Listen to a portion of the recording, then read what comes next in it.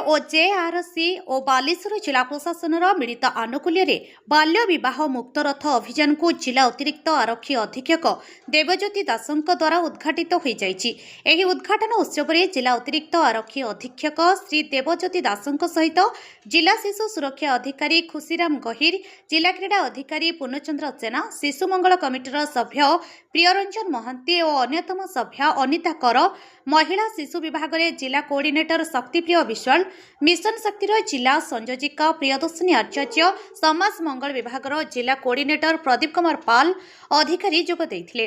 प्रारंभ में समस्त अतिथिवृंद पताका हलाई बाल्य विवाह मुक्त रथ को उद्घाटन करथिले और जिलापालक ऑफिस रे एक रैली अनुष्ठित होइथिला। एही उद्घाटन कार्यक्रम में जिलापालक ऑफिस समस्त विभाग समस्त कर्मचारी, स्वयं सहायक गोष्ठीर महिला, मिशन शक्तिर महिला माने, अंगनवाड़ी महिला कर्मी, अन्य 500 रु ऊर्ध्व महिला जोग देथिले। एही कार्यक्रम को बीएडीसी कर्मकर्ता माने परिचालना करथिले। एठारे प्रकाश थाउ कि बीएडीसी संस्था आनुकूल्य रे अद्यावधि बालेश्वर जिले में 627 और मयूरभंज जिले में 649 बाल्य विवाह बंद करा जायछि, जेउथिरे अभिभावक और पितामाता और परिवार वर्गर समस्ते लिखित घोषणानामा हस्तांतर करिसंती।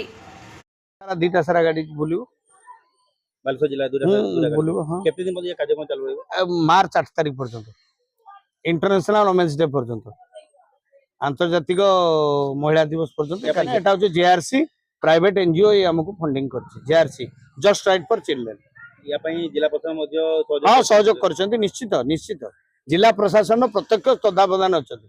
डीसीपी थिले पर जिला सामाजिक सुरक्षा सॉरी शिशु सुरक्षा अधिकारी थिले, सीडब्ल्यूसी रो चेयरमैन थिले, चेयर मेंबर माने थिले, आ डीसीपी ये एडिशनल एसपी थिले। चलित वर्ष 217 टी बाल्य विवाह बंद करा जायछि चलित वर्ष। हाँ हाँ संस्था द्वारा, आम संस्था द्वारा 217 टी बाल्य विवाह बंद करा जायछि।